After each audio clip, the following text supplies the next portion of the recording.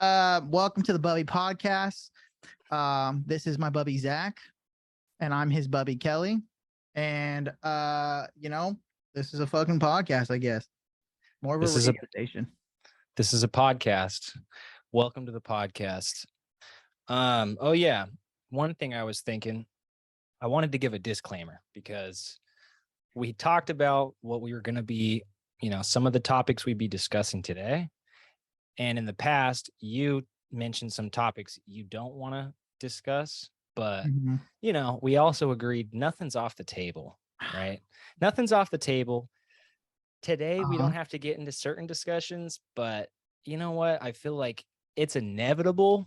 If we're talking current events, some things, they're just going to come up. Okay. I'm gonna, yeah. But today we're talking video games, video game industry, our thoughts on opinions on any upcoming titles, what we think, they look like, how are they going to be given the trends in the industry lately with titles being released that are, not fully completed, or they're releasing with huge bugs, or what was marketed is completely different than what was actually delivered, Yeah.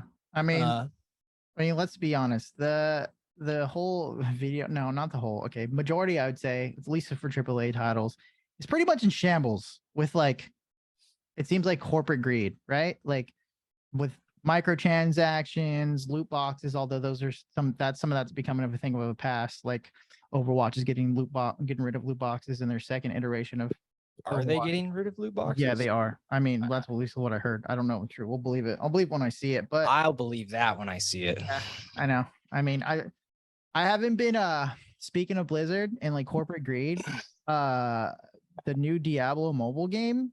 Have you seen anything about I haven't watched or read a lot. I've just seen thumbnails and clickbaity titles basically saying how it doesn't sound good. I mean, based off of Diablo fans and what I know about Diablo 1 and 2, and then how upset some people were with Diablo 3. It was kind of mixed. Diablo 3 was a little more mixed, but based off of that and what I've seen, the little bit I have seen with the mobile, it's not good. It's bad news. It's bad news bears. Just same as you. I've kind of just I barely even read into it, so I don't even know if it's worth talking about completely. But it's I've seen headlines where it takes over $100,000 in microtransactions to fully max out your character's level. It's super from what I've seen from headlines and stuff, it looks like that game is super predatory with the microtransactions in it. So but it's from what I've seen, it looks and plays like a Diablo game. It's just there's just I'm imagining a bunch of paywalls behind dungeons and sections of the story, and I guess leveling up to a certain degree. You could probably put I wouldn't be surprised, and we can check this out and touch back on it on the next episode. But I wouldn't be surprised if there's a level cap per day, a free leveling, and then you have to pay if you want to break through that first. No. Oh, well, you know what, dude? I mean, it's because it's a mobile game. It's on PC, but it was originally built as a mobile game. So it's and we both know how mobile games are. They're super predatory with microtransactions. I mean, just it is what it is. I mean, I don't want to say a couple points I have. Addressing your last one first. I don't want to say all mobile games are predatory, because they have, they definitely lean into the, pay for more.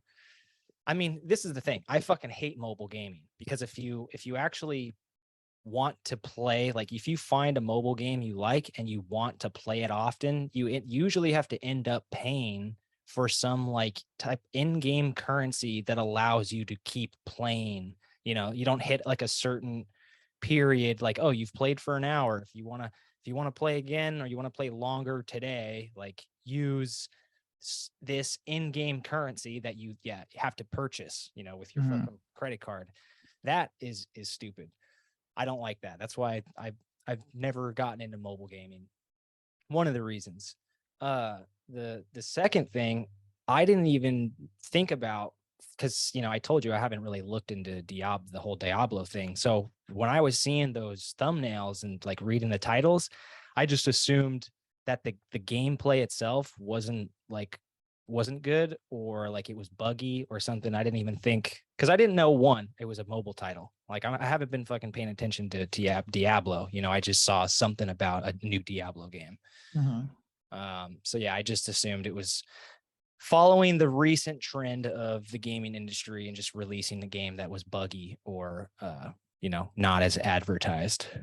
So yeah, I mean, it's possible that it has some of that too. But if it's a surprise, but if it's a fucking mobile game, I'm definitely not surprised. And I'm definitely not surprised if, like you said, you'd have to pay fucking thousands of dollars to have a character that would be, maxed out, or play for like 50 years, to get everything. Right.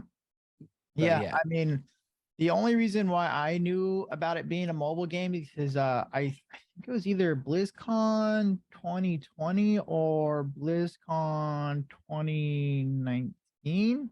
They announced it and they got booed for it. I saw that. Yeah, meme. The guy's like, you guys don't have phones? It's like they just totally missed what like they should have announced in BlizzCon. I don't even think they announced Diablo 4 at that point. I think they announced the mobile game before Diablo 4, and everyone was expecting it to be Diablo 4. Yeah, I remember watching that, dude. That shit was, I felt so embarrassed for that guy up on the stage. It was like inducing. Oh man, yeah, it was bad. Yeah, I completely forgot. That was like 2 years ago. Damn. Yeah. Well, I'm not surprised. I mean, what did they think? Like, if I was on that team and like the project was still 2 years out, and that's the reaction I got from the crowd, that's supposed to be the most fucking gung ho about this product, about this game, and you announce it, you show it, and it's like that's the reaction you get, that's the response. I would have just thrown it out right there. I mean, how can the investors be like, oh, yeah, that reaction, it wasn't great, but we're gonna keep spending money on it and just hope for the best. The players don't have to like it. The players just need to play it. You know what I'm saying? Like, I don't give a shit what we what do you mean? Like. They do have to like it. I mean, they like it in the sense that they think it's gonna be, they're using like a title Diablo that's well known, and to turn it into like a mobile game. The investors probably know mobile gaming is probably where it's at in terms of like making money from gaming. It's probably in the mobile, like not from actual gamers though. Not from gamers like you and me. Not from people that fucking grew up playing Xbox. Gamers, I don't think we're the majority anymore. I think most of the world plays games on their phones now. A lot of people, especially in like Asian countries, they a lot of people do mobile gaming is huge in Asia. It's nuts. Like, especially when like most people don't even have a home computer and they're mostly playing at like computer cafes or something. I mean, I'd be willing to bet that mobile gaming in Asia and the games they have access to and the games they're playing, I wouldn't not be surprised if they were completely different than the type of model that is like big in the United States and like other Western countries format for mobile gaming. Like here's a somewhat like addicting game, it's colorful, it's got cute music, or it's like the bare bones like strategy game. There's a few different genres of mobile games, obviously there's a good amount, but they all fucking follow this similar template of you almost always have to pay money to continue playing the game. And I wouldn't be surprised if there was different games in Asia that are actually they're actually video games, and it feels like a video game, and you're not being hit by ads. I don't know. I could be completely wrong, but that's just what I would envision. If mobile gaming was that big in Asia, I don't know. That's what I would think. Yeah, I mean, I can't think of any examples where I guess the only example I can think of like an Asian mobile game like dominating an American market would be like PUBG, right? Because PUBG's from Korea, South Korea. Yeah. And they have. And look how PUBG mobile plays too, though. I mean, I've never played it, but I've watched gameplay. I've seen friends playing it on their phones.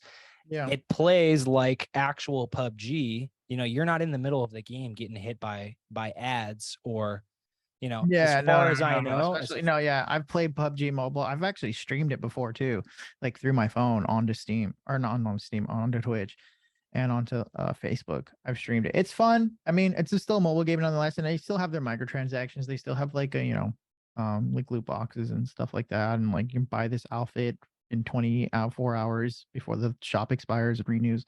You know, it has like a lot of those promo things and stuff like that. I actually was recently playing Apex Legends just came out with a mobile version of Apex Legends.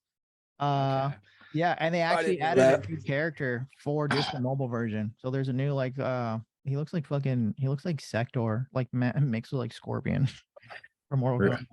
Is he that is his armor like white looking? No, I think it's red, and he has like it's like a face visor, but like there's no like helmet on top. You see his hair, and he has like dreads, and it's like in a ponytail, and it's just like a face visor. Oh, I thought I saw an ad for that on Steam, and I saw an Apex advertisement, and I thought I saw that character. So maybe it's just they're releasing it for mobile, and then after, you know, to get people interested in the mobile, and then eventually they'll release that character on you know, PC and consoles and shit. Honestly, I don't want to linger too long on mobile gaming. I hate the thought of it.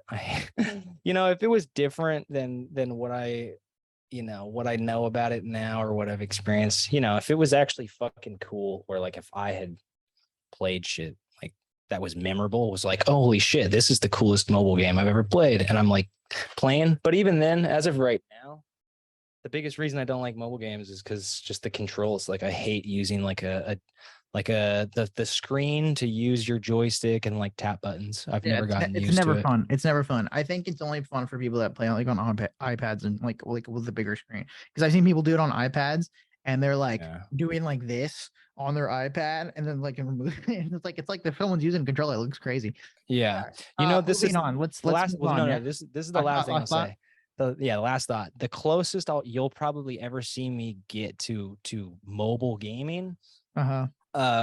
Daniel, the buddy I was telling you about a little bit ago, I don't remember what the device was called, but it's some product from NVIDIA, and he fucking had it.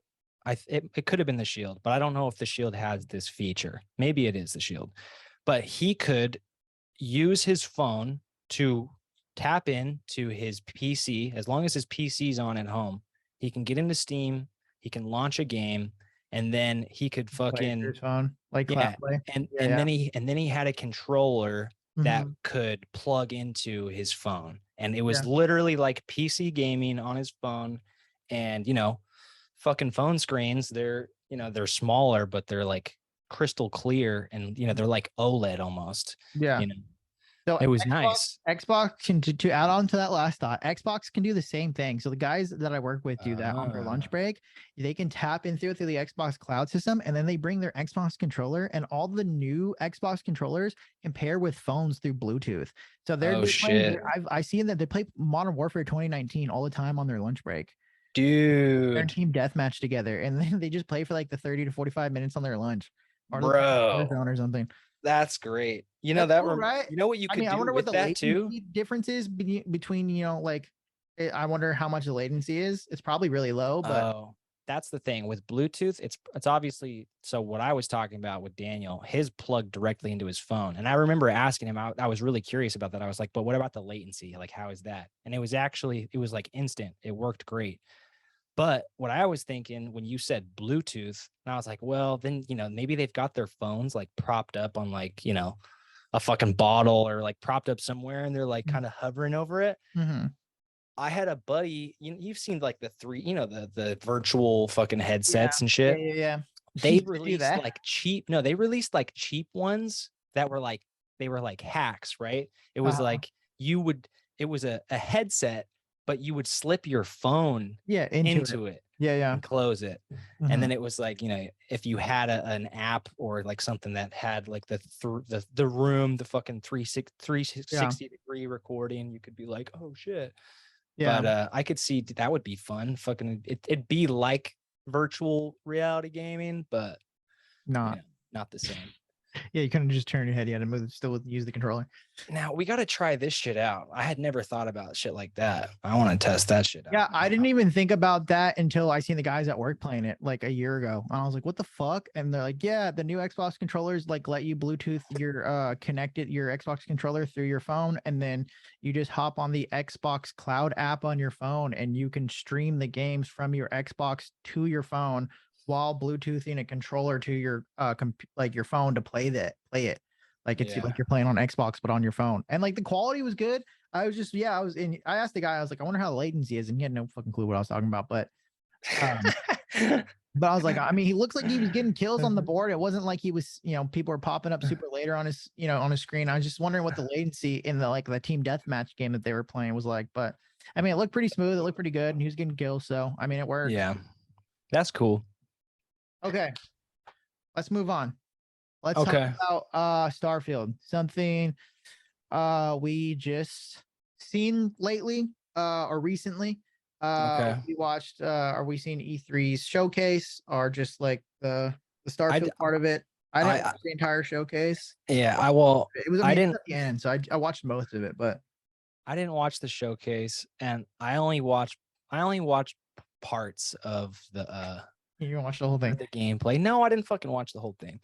Hey, you okay, you started the last topic. Let me intro to this one because you've already heard a little bit of my opinion on it, but I want to give a little context, a little backstory, right? Okay, so Bethesda. My first exposure to Bethesda was fucking Morrowind, right? And I only played Morrowind for probably like half an hour before my mom like saw me playing it. I rented it, or like Alex brought it over, when we were in like fucking 3rd or 4th grade. And, my mom was like, no, you guys can't play this. It's rated M, Mm-hmm. So fast forward to, I think, maybe freshman or like sophomore year. And I got Oblivion after it had already been out probably for a couple years. But I always remembered going into GameStop and I would see the case and I would look at the back and I'd be like, this shit looks fucking sick, because I was a big nerd in fantasy, fucking swords and archery and all that shit. I would be nerding the fuck out on it. I'll be like, yeah, I want to play that shit. I didn't even know there was magic in it. So I finally bought it. Or I got it. I convinced my mom to buy it for me, because I was a broke little bitch with no allowance, So mommy had to buy all my games for me.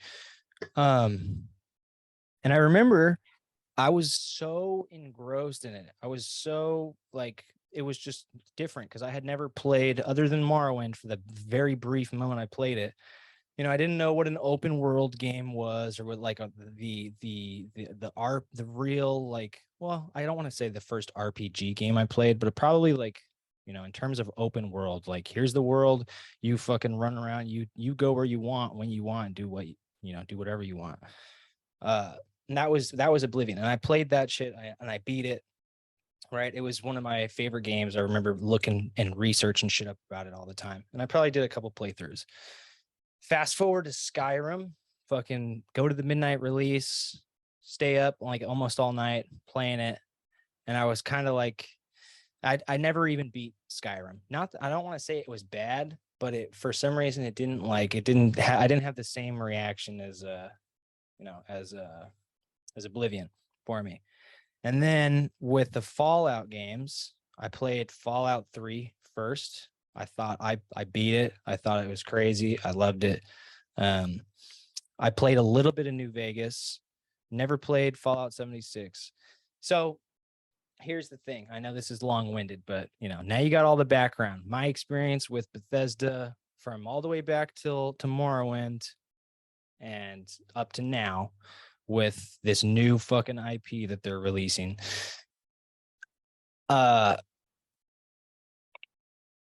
Yeah, and Fallout, okay, to continue. Fallout 4, right? The gunplay was better. It was a lot better than like Fallout 3, right? And Fallout New Vegas. I mean, at least I thought anyway, it was a little more like solid. It was more of a shooter as opposed to like just RPG with like shooting, mechanics and elements. And I heard Fallout 76. I haven't played it, but I heard the shooting mechanics are worse than Fallout 4. So when I was watching it, when I was watching the gameplay reveal of Starfield and the combat scenes come in, and I know it's not a shooter, right? It's not a shooter first. It's not a first person shooter. But goddamn, it's Bethesda, dude. It's like, they have a shitload of money. They've been working on this game for a long time, and the shooting looks like it was a fucking afterthought. And the gun sounds, they sound weird. They sound awful. I don't like it. And it's like the first big gameplay reveal. And I'm watching it on my fucking 1440p screen with my high-speed internet. And it looks like they're playing at like 24 frames a second or 30 frames a second, which two things popped in my head. I was like, okay, this game is either poorly optimized, like it's not gonna run well, and they're nowhere near like completing it, or maybe both of those things are true at the same time. But yeah, I mean, immediately, like when I saw that, when I noticed the frame rates, don't get me wrong, like if you weren't picky, if you didn't know anything about frame rates, like visually, it looks really cool. It looks interesting. And it's fucking Bethesda. They've made some of the most iconic games in our generation. But, you look at games like fucking Star Citizen, if you have a good enough system, it seems like a copied version of Star Citizen with probably less complexity and crazy multiplayer. And I don't know, obviously Star Citizen's not finished. Star Citizen's been in development for 12 50 13 years. 14 15 years away. I mean, I'm picking up what you're putting down. Now they said it themselves. They said it's Skyrim in space. That's literally what they said. That's how they described the game. But I think they said that even before I think they said that the year prior, or before they showcased the video, like the game trailer. So, I mean, and what we all didn't realize, Skyrim in space is also pretty much No Man's Sky. I mean, it's No Man's Sky, bro. Yeah, the comparisons between Starfield and No Man's Sky are kind of uncanny because like they look very similar. And I don't know if you ever played No Man's Sky. I played it on its release for PlayStation when it was just originally just a PlayStation exclusive. Now it's on PC now, but it was shit. I mean, it was fun. It was fun for like a day, but then when you realize like the only thing you can do is just like mine rock all day, it's like on a different planet. I was having a lot of fun because I like discovered like some gold, like a planet with like a ton of gold on. I was like, I'm fucking just cashing in right now. But I never did anything with that gold. I never expanded upon it. I hear that now. Wait, is gold valuable in No Man's Sky? I don't fucking know. Who knows? It was like the game was so bare bones at launch. I stopped playing it, but I've seen clips of it since then, and I've known people like Victor plays it, and he praises it and he loves it and he says it's great. It's an amazing game now compared to how it was when it first were launched. But it like I don't know, Starfield. It looks very much like No Man's Sky, which is like it's cool. I'll play it. I'll buy it. I'll play it. I'll enjoy it. Will you? I don't think it's gonna be like a game that I love like Fallout 3 or like Elder Scrolls or like the Elder Scrolls series, because like I'm kind of in the same boat as you in my history with Bethesda. Like I played Morrowind. I played it, I had the game myself. My mom was pretty lenient with that kind of. She didn't let me play Grand Theft Auto when I was younger, but I could play like the Elder Scrolls series. It wasn't like too bad because I guess maybe it was all rooted in fiction and GTA felt a little bit more real because you're just, I mean, who can, anybody can just go just driving around, fucking running people over with your car, just committing mass murder exactly. as a fucking third grader. Yeah. So, but I didn't ever beat Morrowind when I was younger. I don't even think I've beat it now since I've gotten older, but I played a good chunk of Morrowind. I just never, the game was so bare bones because it was, such an old game. Like didn't have like a quest helper, like, so I didn't know where to go. And I probably like wasn't cognitively just like aware enough to play a game that like that was that complex.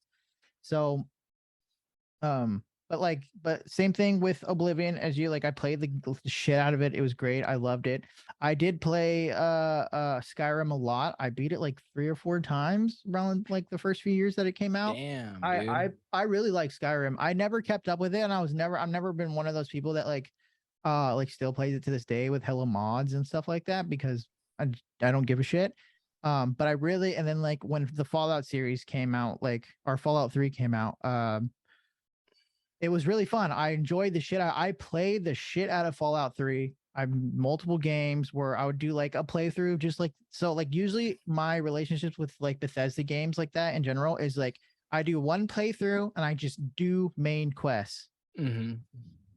Finish the story. Your meeting will end in 10 minutes. Need more time? Remaining meeting time. Unlimited meetings and more? Are you fucking kidding? Do you have to pay for unlimited? There's a paywall for Zoom meetings? All right, yeah, what? Fuck Zoom. We're done. This is our last Zoom podcast.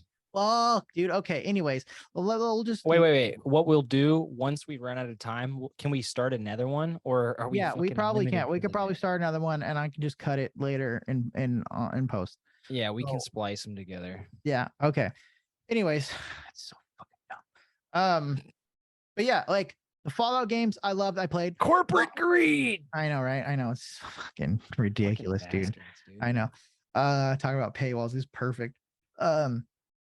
So yeah, like Fallout. I didn't play Fallout New Vegas.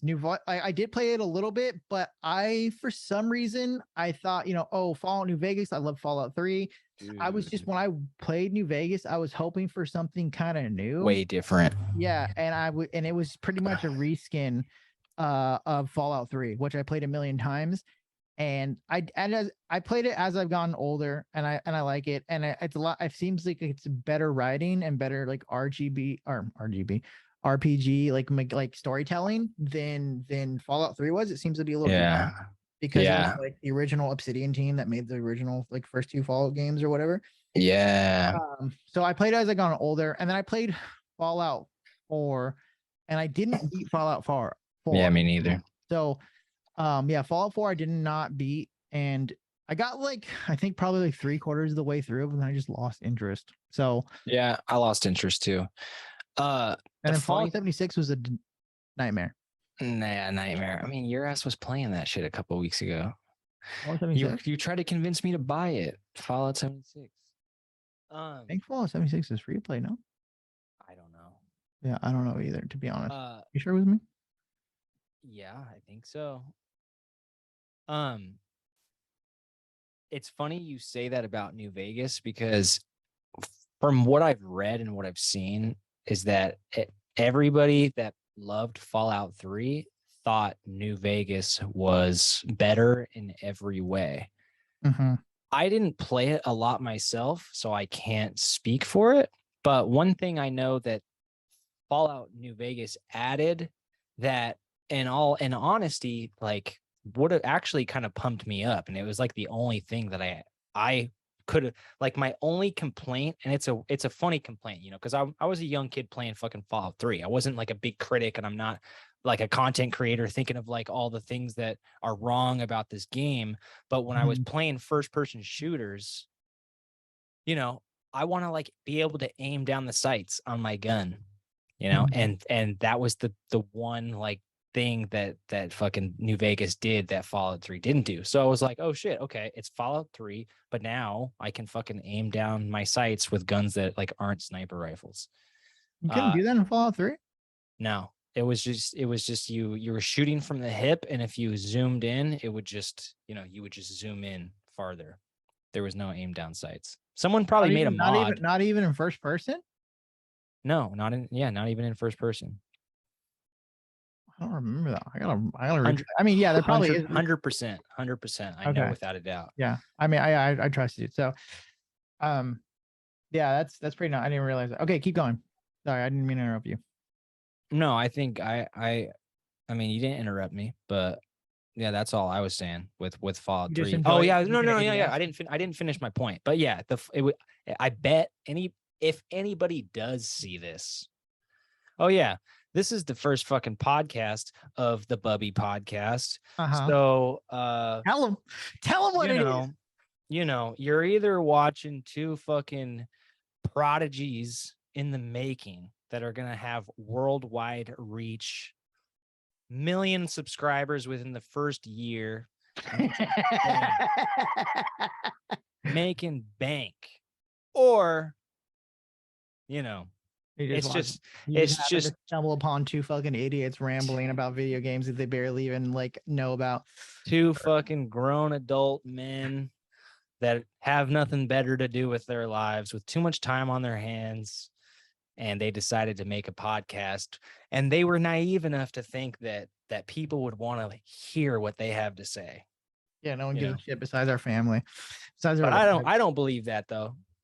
And in all honesty, I don't believe the first bit either. But I think we got potential. I think we're two unique individuals. Consistency is the key, right? Yeah, consistency is the key, man. I think we're both two unique individuals, at least with interesting perspectives on a bunch of different topics, not just with video games, but video games is a thing we both fucking grew up with throughout our childhood, and that stuck with us throughout our life. And that we're both still passionate about. When we have the time to do it, we do it. I think it's one of our bigger hobbies between the two of us. Definitely. And we've seen the industry from the time that from when we were 90s kids growing up playing fucking like Nintendo 64 and Dreamcast and the original Xbox or PlayStation 2. We've seen how things have changed. So I think that's a unique perspective, because there's a lot of the gamers today are fucking their generation, Gen Z or whatever. And they didn't see all that shit. They were born and with fucking Xbox One, Xbox 360. I know, that's insane. A lot of them probably don't even know, they don't even know about Nintendo 64, fucking Mario Kart or Super Smash or Mario Golf, Mario Tennis, Mario 64, But yeah. Yeah. Where were we going with that? I gave this is our first podcast. Yeah, fuck, I lost my train of thought. It's all good, brother. We have only 3 minutes left in this, and your camera just. Oh yeah. My camera was cutting out there at the end, huh? Yeah. There's a couple of times in this podcast where my headphones fallen asleep, and the audio completely just cuts off and the headphones turn off, and I've been like having to turn them on. I've had to oh no. Yeah, I had to do it once in the beginning and once at the end. So I don't know why that's happening. I don't have the like software downloaded for it. So well, you should probably do that, bud. Yeah, I should probably, because there's probably firmware updates that you need to put on them bitches. Yeah, that's what I'm thinking too. Yeah, so I was trying to look that up, how to do that, but I couldn't find it. So I was like, okay, I'll just fucking deal with it later. So if like you say something and I'm just like nodding my head and like I won't say anything, it's because I'm trying to turn my headphones back. Okay. But just in case. Good to know. That's why you got to go with wired, bro, and just ditch the Bluetooth shit. No, I actually really like these headphones. These are really nice. No, I know. You gave me the whole spiel on why those ones are good, and I agree. They're different. They're unique. Yeah. Where did we leave off? I remember I was saying something, and then I said something that reminded me that this was the first podcast we've done, and then I forgot what I was saying before I went off on that tangent. We were talking about Fallout. We were talking about how much we liked Fallout and how New Vegas wasn't really enough for us. Or, well, it wasn't enough for me. You liked it because you can aim down sights. Oh, yeah. I remember now.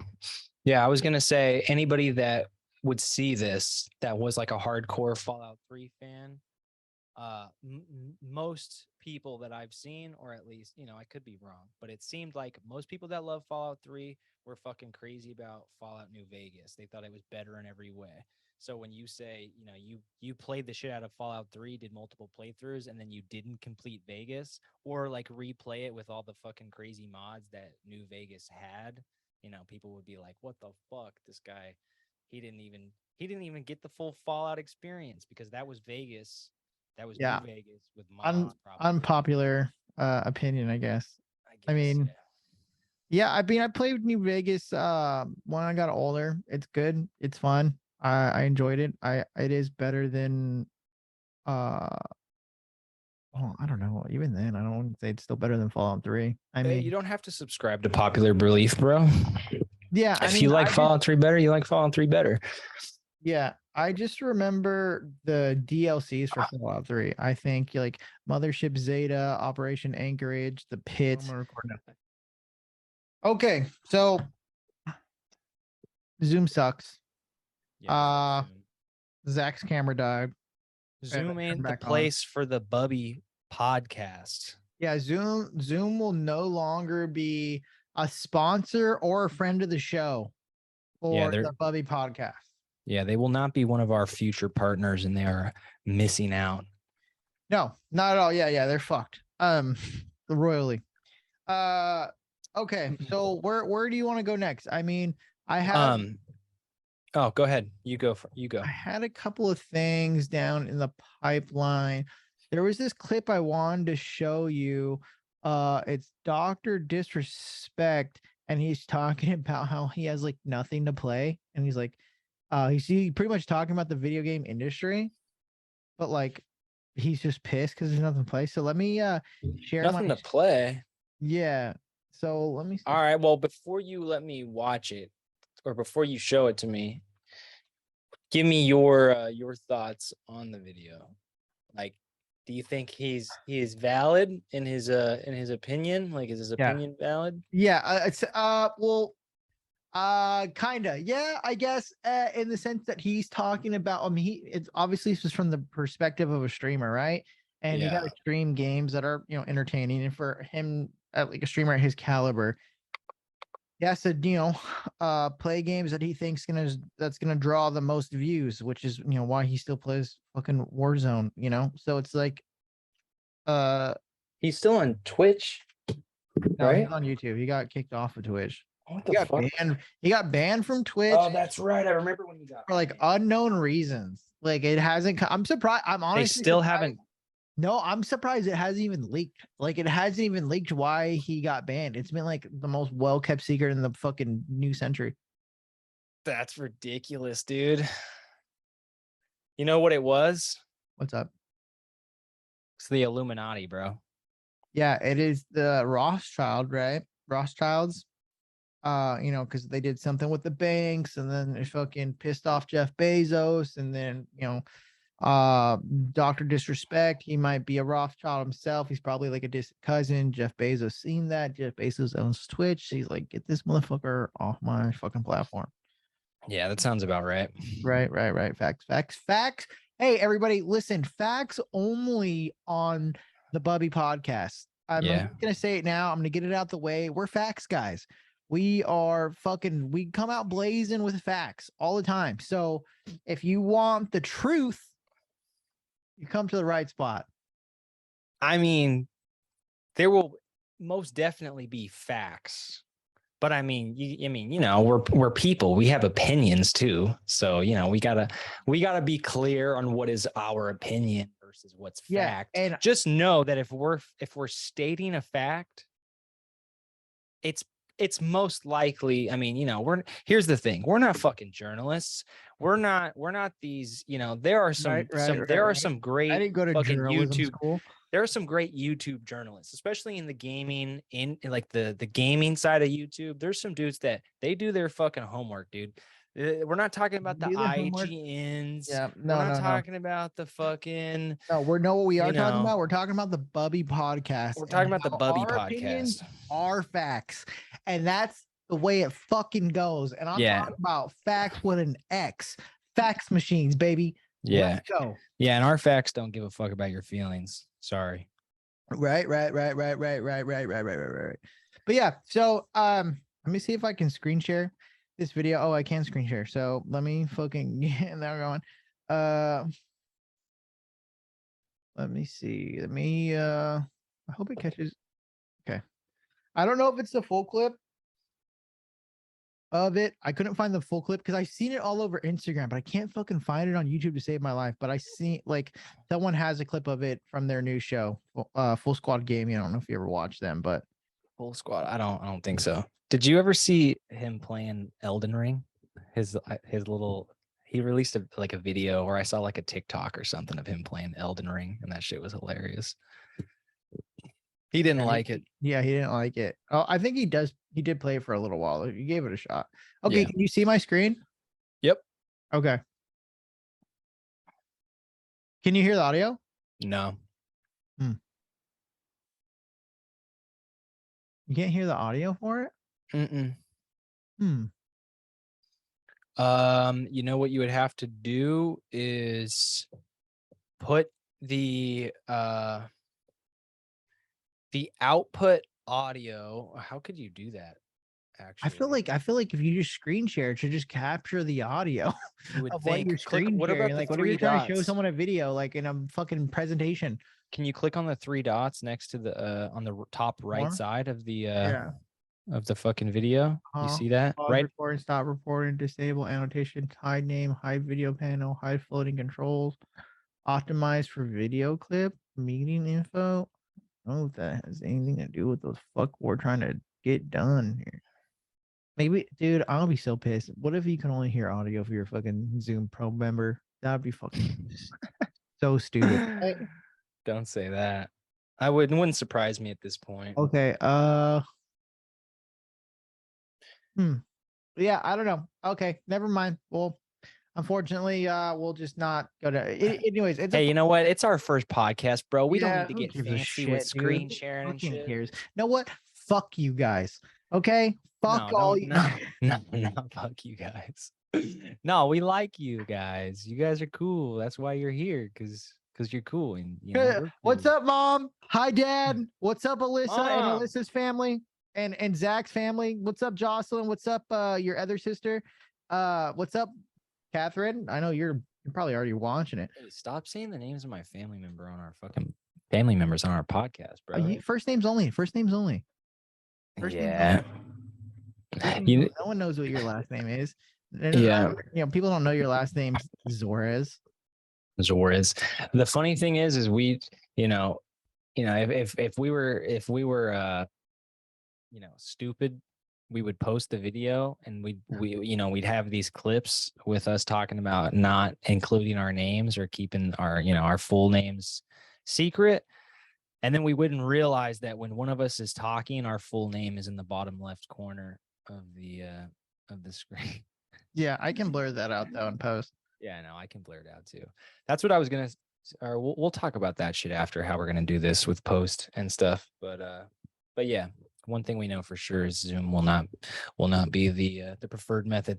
All right, you were gonna go on a piece about Dr. Disrespect. Show me the video. The video doesn't work. Do you wanna like talk about it? Yeah, I'll just briefly just touch on it, and then if you have any topics in the pipeline, we can do whatever you want to talk about if you got anything. Yeah, just basically, I don't know. It's just a funny little clip of Dr. Disrespect just talking shit about the video games industry. I mean, he's worked in the video game industry. He's worked for Call of Duty. He was the map designer for Call of Duty Advanced Warfare. He fucking brags about it all the time. So he knows how, like, he has insider information on how the industry operates, and he knows. Oh yeah, so, that's one thing we got to talk about is the video game industry. Well, yeah, this was going to be my lead into that topic, was Dr. Disrespect yelling at his stream, saying that there's nothing to play. He's like, this is $120 billion industry and there's nothing to play right now. Nothing compelling, like overly. No, I don't. Yeah, okay, that's what he means.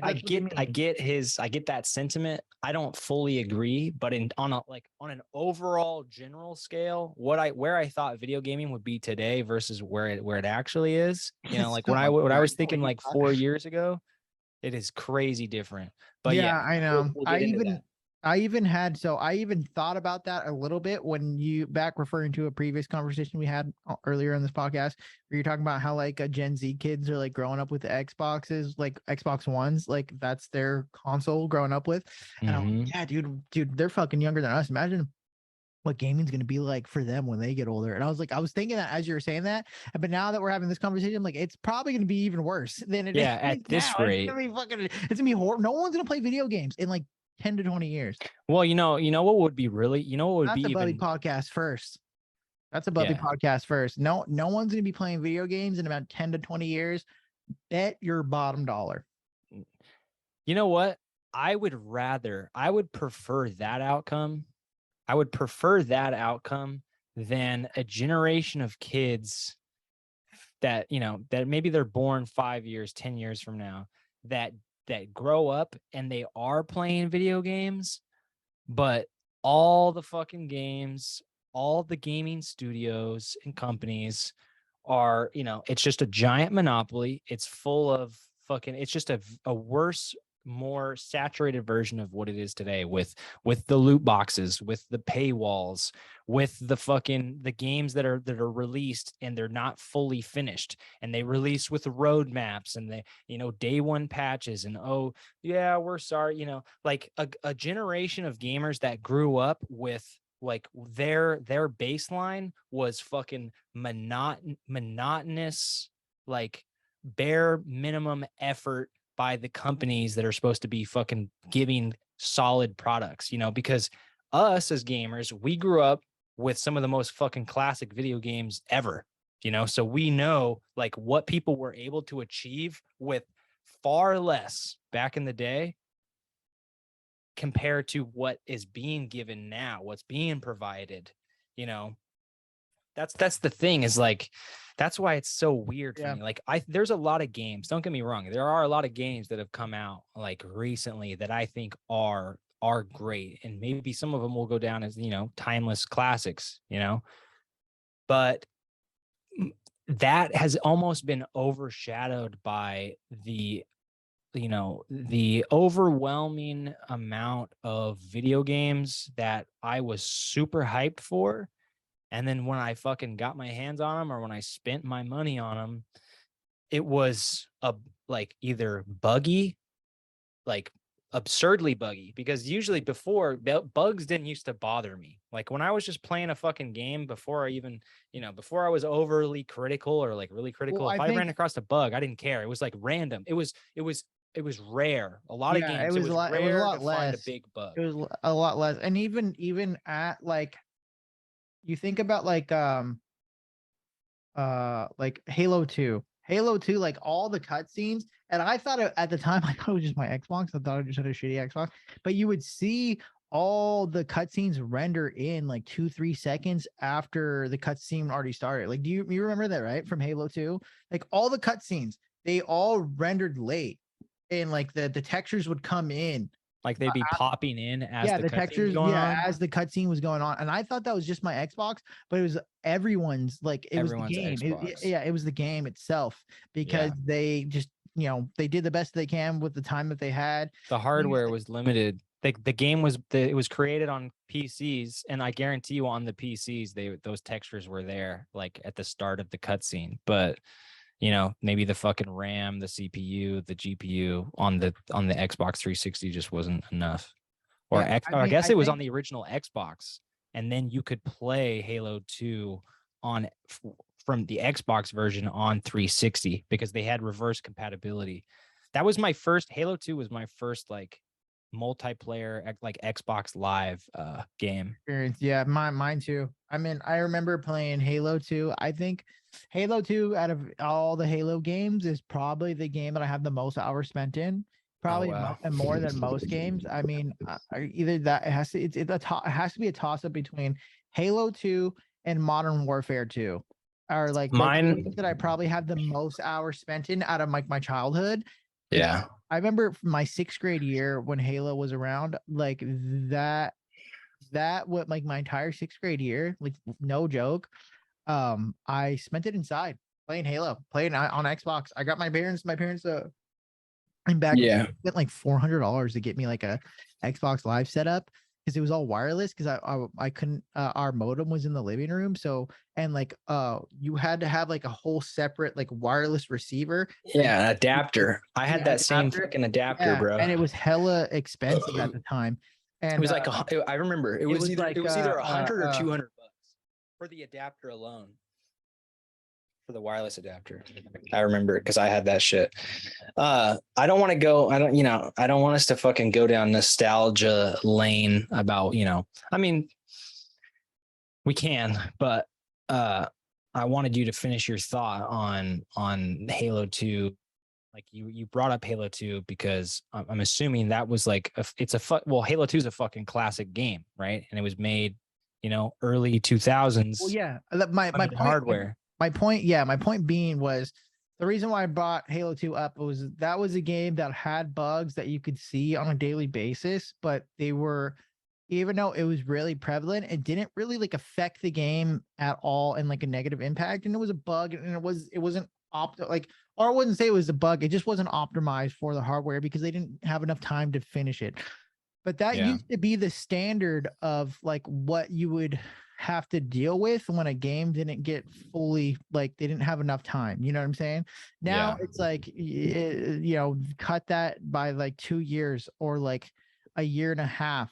Games are releasing. I mean, look at fucking Battlefield 2042. I mean, what I would be, this is the thing. When you say that, something that I just thought about, when you think about that, like Halo 2, and it released with the campaign, it released with the multiplayer.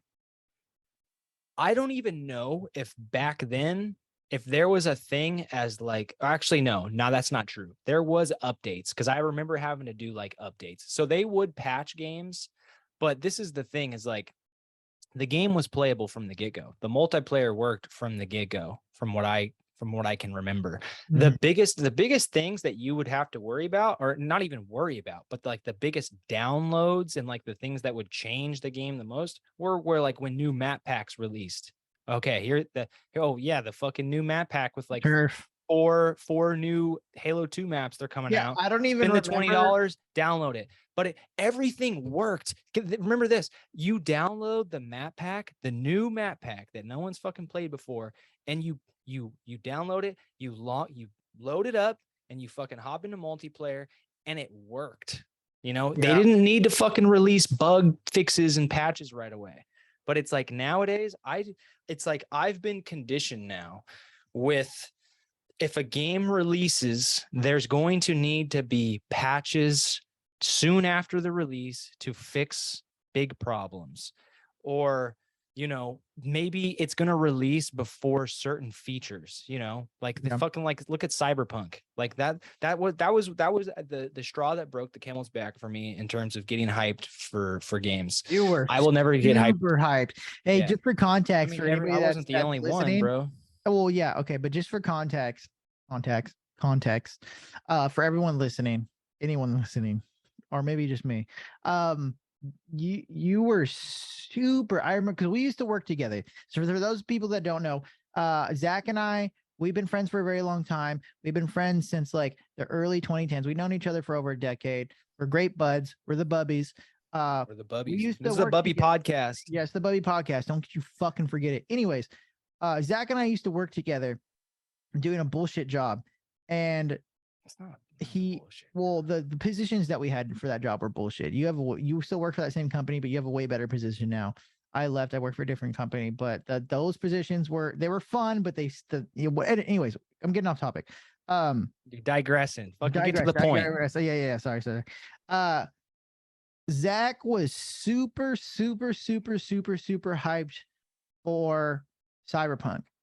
And not to toot my own horn here, but I will. You remember how I was? I was super skeptical of it the entire time. I was like, dude, this game seems too good to be true. Like, there's okay. I've already been let down. I was already let down before. So it's like, hold on,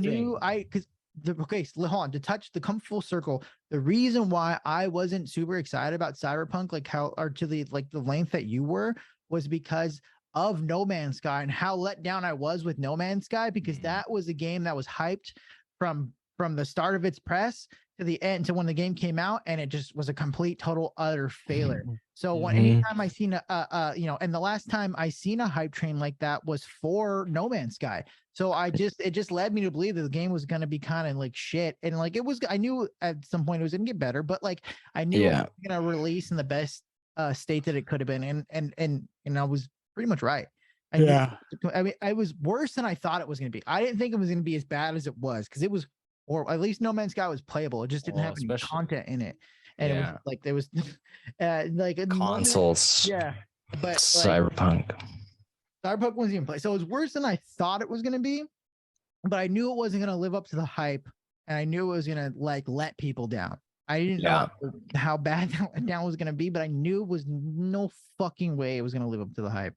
Yeah. Okay. So this is what I will give you. I remember you still being, you were a little, you weren't hyped. Maybe you weren't buying into the hype, but you were still like excited because you had a little bit of optimism there. Yeah, like, I did. You know, you're like, maybe they can pull it off. If they can pull it off, if they can pull off what has been advertised, like it's gonna be fucking sick.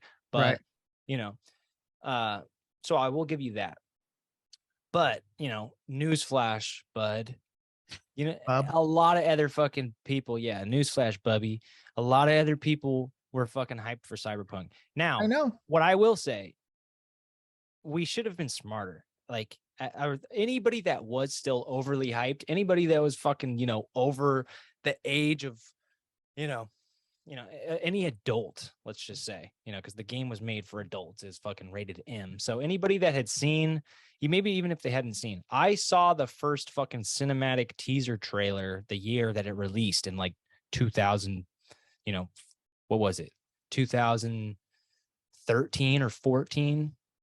So I saw the cinematic trailer and I was like, whoa, this shit looks sick. Like whatever they're doing, like I'm interested. And, maybe it wasn't. Was it that old? I don't even remember. Did the cinematic trailer come out before The Witcher 3? No. Well, anyway, regardless, I was fucking paying attention for a long time. I would constantly check before I even knew who CD Projekt Red was. I think I remember fucking looking at the trailer, you know? So hey, hold on. I'm sorry. But after this, you gotta tell everyone your story. I'll tell the story, and you know what? There's a funny ending to it that you don't even know about. I know about the ending. But look, it was funny. So what I was gonna say was everyone should have known. Like the fucking writing was on the wall. Like in November, like the game had already been the year the year it was supposed to release. It had been pushed back like 2 or 3 times, right? Mm-hmm. And then the whole fucking like, and that's when you started saying stuff like after the second time they pushed the release date back, you were already saying stuff to me. And then after that, then the whole crunch fucking debacle with CD Projekt Red. They postponed it a third time, didn't they? Because they did because it was supposed to come out in November, right? No, it was supposed to come out in November. Oh, November. I remember you were super hyped to play it, and I was like, and then they fucking pushed it back. I was like, they pushed it back. You're like, no, they didn't. I was like, yeah, they did. Pushed it back again to December, and then they fucking did the crunch. That was the nail in the coffin. Like once a game gets, I applaud a studio delaying a game for like the first time. The first time any studio delays a game, I applaud it because I'm like, okay, we were trying to make a decent game, and you recognize that you need more time. But once you like give a deadline and it's like a 6-month deadline, and then when it comes close, you push it back again. I'm like, that's when I start to get worried. I'm like, okay, you're obviously like, you didn't like fully project even from that original like postponage that postponage. Yeah. For that original postponage that you like you couldn't even project that the game was going to be ready that time. So that just like indicates to me poor like leadership. Leadership. That definitely, it's definitely cause for red flags. Now, now if they come out and they're transparent and they're like, hey, look, we thought it would be ready by this point, but we've been testing things and it's not up to par, so we are delaying. It's all about how it's handled. Now, I mean, and now I know certain things to look for. So, and like the verbiage and the language and the way these fuckers, these corporate fucking the marketing and the what do you call it? PR shit. It's like the language that certain corporate companies, corporate entities use, or like marketing departments use to save, like to politically like diplomatic correctly, the diplomatic language they use to like salvage a fucking piece of bad news or salvage a bad release, you know, or like, deliver the we hear our consumer, we hear our fans, we're working tirelessly to fix these things, you know, like basically just look at fucking Battlefield 2042 and look at what DICE has been saying for the last fucking like I did talking about. That's the I'll admit I hyped on I did jump on the hype train for Battle 42. I mean, the hype wasn't I pre-ordered the game, you know what I'm saying? I told you not to pre-order it. I'm never gonna pre-order it. I know you. I should have listened to you. I should have listened to you. I should have just, because you don't really get anything out on pre-ordering games anyways. And it's like, shout out to Angry Joe for that piece of wisdom that was ingrained into me. I think that was years ago. Like, did what Angry Joe said, like, never pre-order a game again? Yeah, I mean, I think I was a teenager. It's just about, because if you fucking pre-order a game, I mean, look, it's like the lesson learned with Cyberpunk or with Battlefield. Those are recent examples. There's more examples that go farther back. But if you pre-order a game before reviewers or people have come out and fucking done reviews or like shown you if it's playable, is it super buggy, is the multiplayer actually balanced, you know, is it what was advertised? Or, you know, if you don't give it time to do that and you just buy the game, you fucking pre-order it, you're rewarding companies before you've confirmed whether or not they delivered on their fucking promise, right? Yeah. So it just keeps enabling them to come out, invest fucking hundreds and thousands, maybe millions of dollars in marketing, make the fucking trailers look as cinematic and good and epic as possible. And then when you get the product, it's fucking shit, or it just doesn't even come close to living up to the hype that was generated by the marketing, you know? So yeah, don't fucking pre-order. Wait until the day of, wait until you see some, you know, I'm going to always wait a few days now, you know? Yeah, I think I'm going to do that too. I mean, it's fucking ridiculous, right? I mean, here, hold on one second. Shut my door. No, it's ridiculous because like 2042 was a huge letdown. I was like, okay, fucking Battlefield is back, baby. Let's go. I fucking love Battlefield 3 and I love Battlefield 4. Not as much as Battlefield 3, but I did love Battlefield 4. And I actually really like that cops and robbers version that they did at Battlefield, the Hardline or whatever the fuck that shit was called. That was fucking tight. It was. I didn't like Hardline as much, but it was still good. It was still good. It was still good. You know, I had complaints. I think there should have been more content since it was multiplayer only. I thought they could have supported it better, but it was still fun. It was fun. It was fun, and it was an interesting take on Battlefield. It was pretty. I think it was pretty cool for the like. They took a chance. They took a risk, and you know, they could have done better, but I thought it was still good. Because the Battlefield formula is like a tried and true like formula.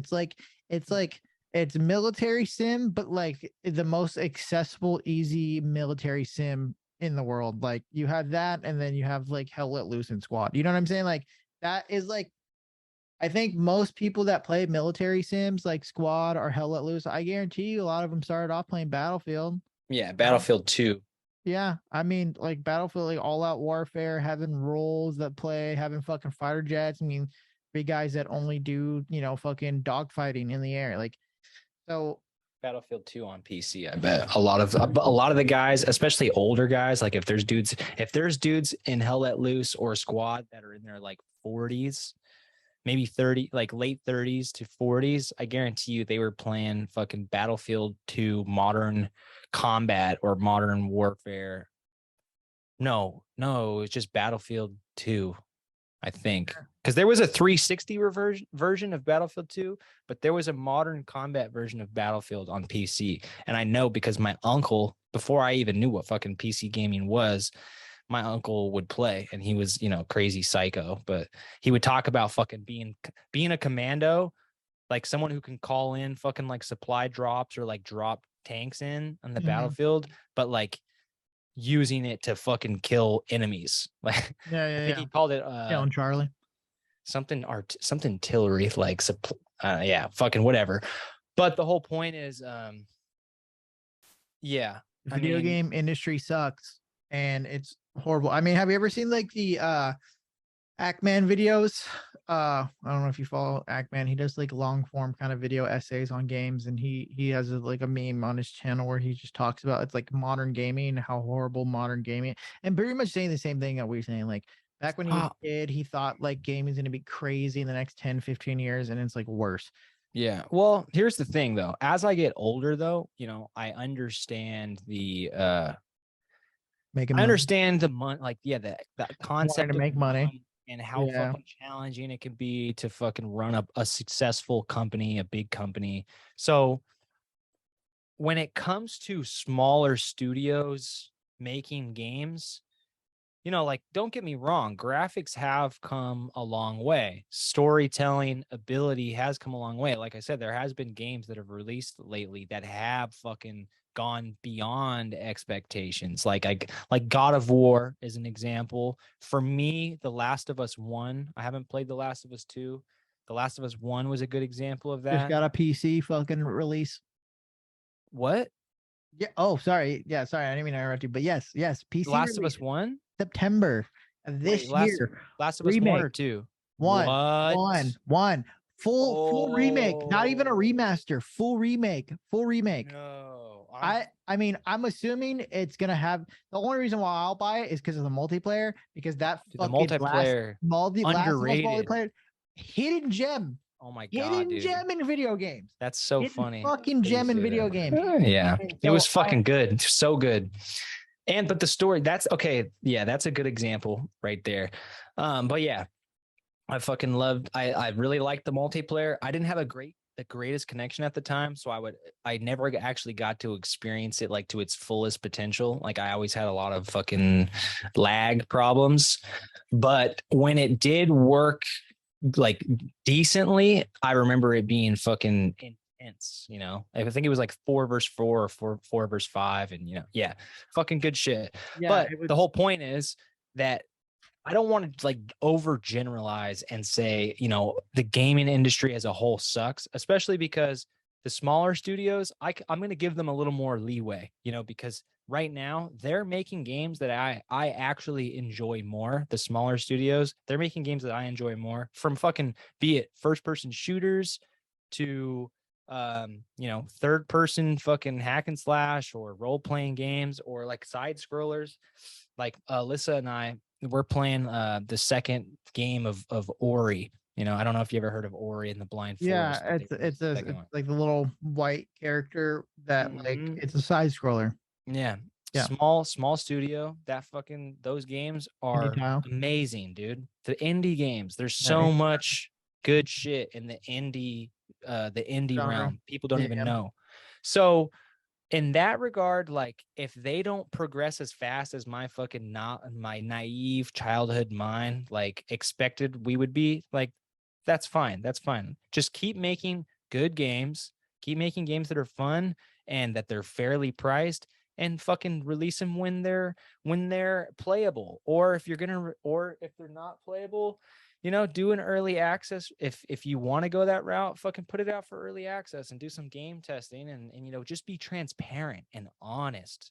And so this is the topic I was going to bring up as in terms of the whole fucking general gaming industry today deal. And I'll make it quick because I feel like we should end this relatively soon. Yeah, we got 5 minutes left on our free version of the Zoom call. Okay, cool. Yeah, let's wrap it up. I'll do 2 minutes. The gaming industry as we know today, where it's at currently, I don't think it's going to be that way much longer. And I've told you this before, but it's my hypothesis that our country, the whole world's going to experience something, but the United States is going to go through a big recession. And I think the recession is going to hit the gaming industry. And I think a lot of companies, they're going to sell out. They might abandon gaming as a whole. There's going to be a lot of lost jobs. There's going to be a lot of shit. So, maybe the big companies, maybe they go mobile gaming route and whatever. But what I think is that the indie studios, the studios that are making indie games, I feel like there's going to be like a bigger draw towards them. They're going to be making cheaper games. People are going to be able to, people that can spend money on games, they'll be paying for games that are cheaper, and that are still quality. But yeah, that's like the silver lining, I guess, in the gaming recession, is that the current fucking trends that we're seeing with the half finished releases or the fucking lies in marketing, that goes away, and it's different. So yeah, I mean, just to add to that point real quickly, like, yeah, I mean, I could see that happening. I could see like like AAA studios is just like falling into oblivion, and like the rise of like the indie games, especially with like Unreal 5 being like more accessible. So I think all of Unreal 5 assets are like mostly free, and you can use Unreal 5 to make your video game, and you don't even have to pay them anything until your video game sells like 1 million copies. So you can pretty much use or maybe like 100,000, I don't know, but yeah, there's like a copy like amount of like game like copies you can sell threshold to where Unreal Engine comes in and tries to collect, you know what I'm saying? So you get, I don't know if they give you like a special developer kit for free that has a lot more than just like the regular, because I have Unreal Engine 5 downloaded and there's a lot of assets in there. So I don't know if they, you can get like a special version of it for free, and then they only charge you once you sell 1 million copies of your game or what. But I thought that was pretty cool. So I think, if that does happen, I think, and if indie developers do rise up and they do take the cake on what people want to play because they're fucking not super, super crazy greedy and they just want to make a good game because they're passionate. That I think that, it's more accessible than ever now with Unreal Engine 5. So I like the way that we can potentially, the trajectory of the video game industry can go in, as if, we get indie developers what they need and the tools to make something fucking awesome without having like a corporate overlord like EA or fucking Blizzard or fucking Activision. Yeah. So I think I'm hopeful. And even if what I said was wrong, like let's say we skid by a fucking recession, and there is no recession, there's no gaming recession. Even in its current state, the gaming industry, there are still the fucking jewels. There are still the quality companies making quality games. And there is plenty of games to play. So going off of what you said with Dr. Disrespect, not having shit to play, or there's no fun games to play, I think he's wrong, like being like over, like super critical about it. Because there's plenty of fucking games that I've been finding lately that are super interesting and fun to play, or even look fun to play. But do you want me to wrap it up? We got 1:25. Yeah, we got outro. 1:20. Yeah. All right. So this has been Zach and Kelly with the Bubbies Podcast. The Bubbies Podcast. This is our first episode. This is just scratching the surface at what we're going to be talking about. We're going to step up our quality. Right now we're on shitty Zoom, with fucking like, time limits for how long we can have, and our camera qualities that can record in 4K, they look like fucking blurry pixelated shit. So Zoom, that's we're not going to be doing Zoom no more. But anyway, we hope you enjoyed the podcast, had a good time. Be looking out for the next one. We'll be here for you, fucking giving you the facts, the quality opinions. The truth. Yeah, well, we're gonna try to get on a regular schedule, guys. We're just trying to figure everything out. This is gonna be fun. We're gonna join us for the ride. Like, subscribe, check that bell, fucking all that other cringy YouTuber shit. Fucking let's get down and dirty. All right, signing off. This is Kelly. Peace out. Later, Gator.